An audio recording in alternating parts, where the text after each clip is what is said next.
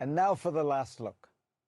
For much of the last 15 years, the country of Greece brought to mind a basket case economy seeking bailouts from an irate European Union. Today, Greece's economy is looking very different. According to IMF estimates, it's grown faster than the European Union for several years in a row and will do so again in 2024. By the end of last year, ratings agencies had upgraded Greece's debt from junk to investment grade. That was a symbolic victory for a country that defaulted in 2015, and also a financial victory because it means more foreign investment. And then last month, Greece legalized same-sex marriage. That may make it sound like Greece is just catching up to the West, but in the eastern half of Europe, it makes the country a leader. It also makes Greece the first Orthodox Christian nation to take that progressive step. Greece has always occupied a strange position in the West. It lies in the east of Europe, and although it had the world's oldest democracy, its modern democracy didn't emerge until the 1970s. But it joined NATO early in 1952 and was a founding member of the European Union.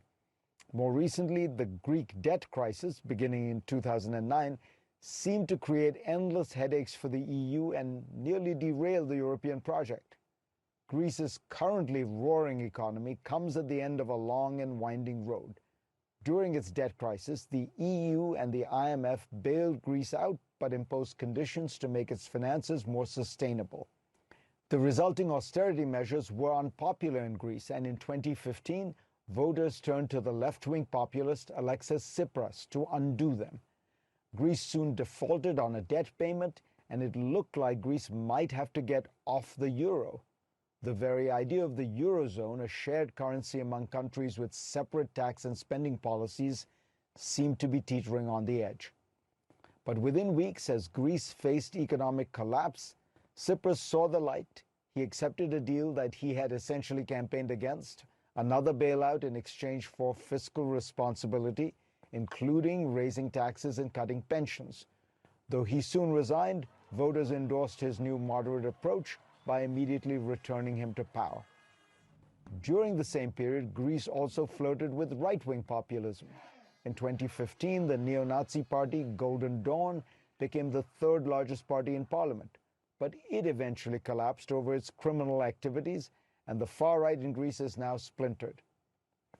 In 2019, the country elected a new prime minister, the center-right Kyriakos Mitsotakis. Mitsotakis took the recovery Tsipras began and supercharged it. He cut taxes, worked to streamline government services, and embraced market reforms.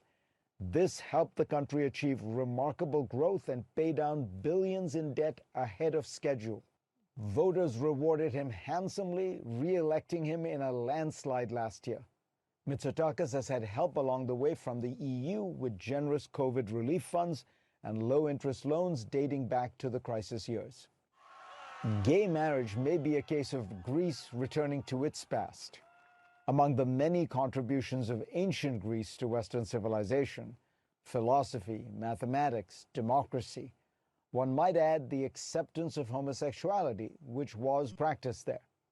Today, it is certainly one more sign of Greece's return to the European fold. The country that had once threatened to sink the European project has now become a poster child for its success. As that messy process played out, Greeks ultimately saw reason, rejected populism, and embraced sensible economic policies. The nation that was once the sick man of Europe has been cured.